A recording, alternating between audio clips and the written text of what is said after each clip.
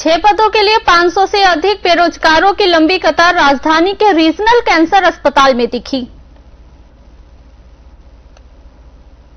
गुरुवार सुबह से राजधानी के रीजनल कैंसर अस्पताल में 6 मल्टीटास्किंग स्टाफ पदों के लिए इंटरव्यू शुरू हुआ। 3 पद सामान्य और 3 पद SC/ST के लिए आरक्षित।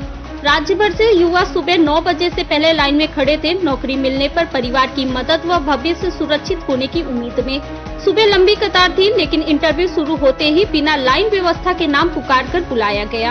MTS এর পোস্টে লোক নিতেছে, এই কারণে এসিআই। কয়টা পোস্ট আছে? 6টা পোস্ট। এর মধ্যে কি কি আছে? 6টা পোস্ট, এর মধ্যে আমি যতটুকু জানি এসির একটা পোস্ট, আর এসটি মেবি 2টা পোস্ট, আর ইউআর এর 3টা পোস্ট। এই কতজন ক্যান্ডিডেট এখন অবধি মানে এই লাইনের মধ্যে আছে আনুমানিক? আমি অ্যাপ্রক্স কয়টা রুম, অ্যাপ্রক্স অ্যাবাউট 500 রুম। 500। এই যে 8টা পোস্টের জন্য 500 মানে যুবক যুবতীরা এসছে, মানে কি মনে হয় মানে বেকারের সংখ্যা কি বেশি?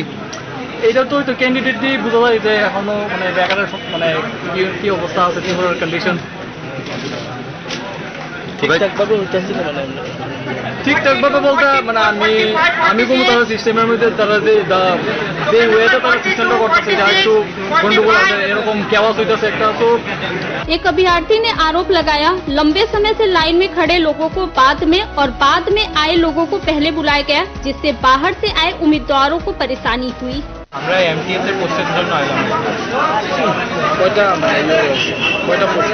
টোটাল 6টা পোস্ট আছে। কোন সময় থেকে লাইনে দাঁড়িয়ে আছেন? লাইনে দাঁড়ালাম আমি 9টা, হ্যাঁ একদম গেটের সামনে থেকে তখন লাইন থেকে। এই পোস্টের মধ্যে কি কি আপনার আছে পোস্ট আছে?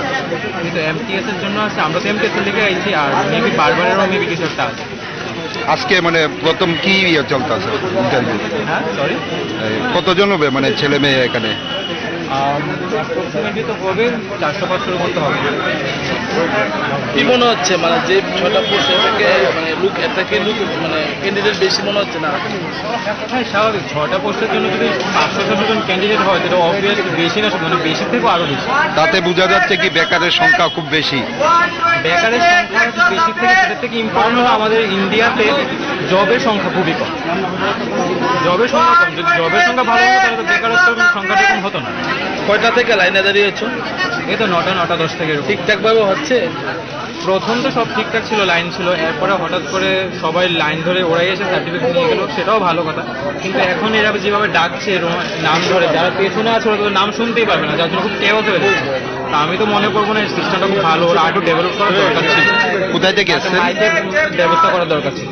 राज्य में बेरोजगारी तेजी से बढ़ रही है। नियुक्तियां समिति है, निजी क्षेत्र में भी व्यवस्था बेहद कम, जिससे युवा में निराशा बढ़ रही है। Bureau report, fact finder.